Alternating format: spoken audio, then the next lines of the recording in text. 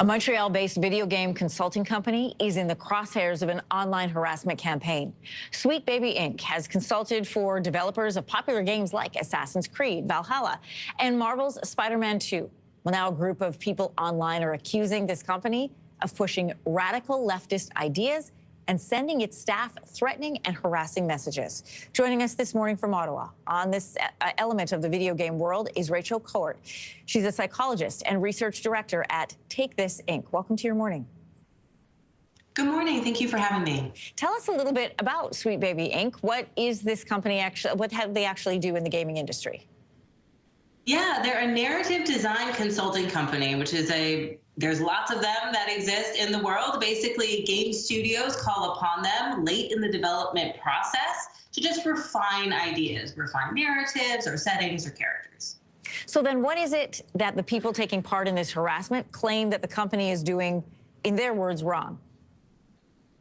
As you mentioned, there's this idea that they're pushing an agenda, that they're coming into these studios and saying you need to change your characters drastically to either be of a different ethnicity or have a different storyline, which is just not true. Like, these companies do not have that kind of power to go in and change drastically these games that are being created.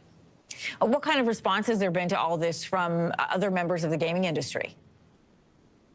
It's been quite quiet, which is really surprising and disheartening. The harassment is nothing new to the gaming industry. We saw these similar kind of controversies happen 10 years ago with the Gamergate events. It's been disheartening. It's been quiet. I would like to say, though, the International Game Developers Association, the IGDA, they did put out a really nice statement calling against this kind of harassment, against people for just doing their jobs.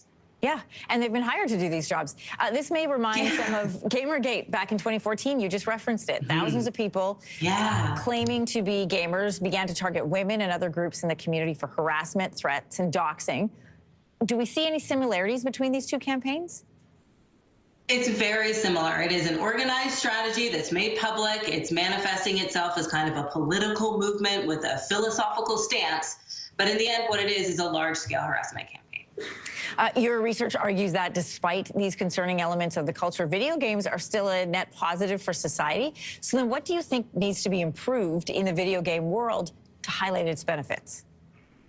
Oh, you know, so much. But I think that the work that Sweet Baby Inc. is doing is really fantastic. When people can see themselves in games, when games reflect the beautiful diversity of the world, they make better games and in turn make more engaging, more fun spaces for us to just have a good time. So more of that, I would say. Better games and a larger audience, I would say, too. When people can see themselves in games, they're more likely to buy them. That is absolutely true. More diverse games are more profitable.